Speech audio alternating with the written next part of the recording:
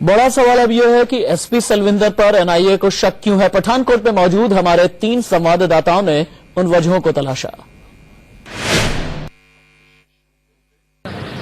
पठानकोट के आतंकी हमले के पीछे क्या कोई घर का भेदी है? जांच एजेंसियां अब इसी एंगल पर काम कर रही हैं। एनआईए ने एसपी सलविंदर, उनके दोस्त राजेश और मदन से जांच पड़ताल शुरू कर दी है। इस पूरी बात पर चर्चा करने के लिए हमारे 2 सहयोगी यहां पर मौजूद हैं जो पहले दिन से इस ऑपरेशन को कवर कर रहे हैं। अजय, आपने कई ऑपरेशंस कवर करे हैं, लेकिन इस पूरे वाक्य को देखा जाए तो एसपी सलविंदर पर एनआईए की सुई उनके दोस्त और उनके कुक पर आकर अटक गई है। क्या वजहें हैं, क्या कॉन्ट्रडिक्शन है? देखिए, पहले दिन विपिन लग रहा था कि बस बहुत बढ़िया काम कर दिया एसपी साहब ने कि उनको किडनैप किया गया था, उनको छोड़ा गया, वो तुरंत पुलिस को बताते हैं, जबकि अब ये भी पता चल रहा है कि पुलिस को भी समय रहते नहीं बताया गया है और फिर बाद में एक्शन होता है, सिक्योरिटी लग जाती है कि अलर्ट हो गया है।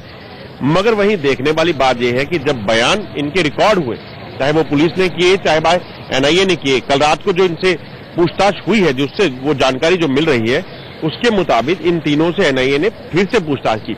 इनका बयान जो पुलिस में रिकॉर्ड कराए गए, इनका बयान जो मीडिया में आए और इनके बयान जो एनआईए ने लिए, इनमें कहीं ना कहीं आपस में मतभेद है, इसमें कहीं ना फर्क आ रहा है। मेरे एक और वरिष्ठ सहयोगी वरुण यहां पर मौजूद है। एनआईए की फेरिस्त, क्वेश्चन फेरिस्त की बात आपसे करूंगा। वरुण, कल रात जो जांच हुई है, 3 लोगों के सवाल पूछे गए हैं, क्या कहना चाहेंगे? क्या फेरिस्त हो सकती है, क्या सवाल पूछे जा सकते हैं? देखिए, बिल्कुल जो हमारे सूत्र है वो ये बताते हैं कि एनआईए ने पहले तीनों से अलग अलग पूछताछ की। जो एसपी साहब है उनके बयान लिए, उनके कुक की बातों को सुना और उनके जो दोस्त है ड्राइवर उनकी बातों को सुना। उसके बाद जो कॉन्ट्राडिक्शन थी, इनको तीनों को आमने सामने बिठाया और वो जो कॉन्ट्राडिक्टरी सवाल थे कि आपको किस तरीके से पीछे फेंक दिया। उनका जो कुक था उसने बोला कि मैंने एक पीले रंग का पटका बांधा था, तो काला रंग का पटका। इन्होंने बोला कि उन्होंने हमारे काली पट्टी बांधी और मुंह पे काला। कई सारी कॉन्ट्राडिक्टरी स्टेटमेंट्स है कि जब उनको एसपी साहब का कहना था मुझे उस रास्ते के बारे में पता ही नहीं था, वापसी आते वक्त जो हम बॉर्डर के रास्ते आए हैं, जबकि जो कुक है उसने बताया कि साहब कहा कि वो शॉर्टकट है तो आप उस रास्ते से चलिए।